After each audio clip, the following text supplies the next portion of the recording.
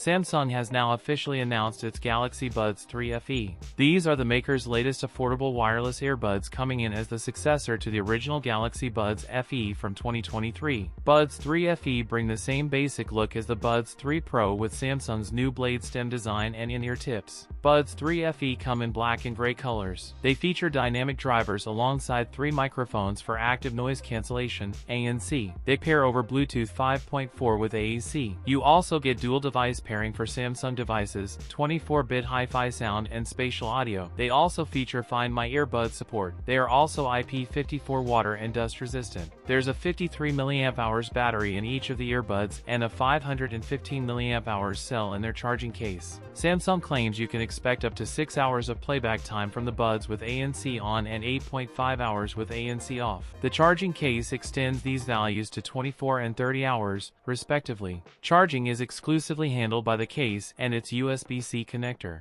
Pricing is set at $150. That's it for today's video. If you enjoyed it, don't forget to like, comment, and subscribe for more content. Thanks for watching, and I'll see you in the next one.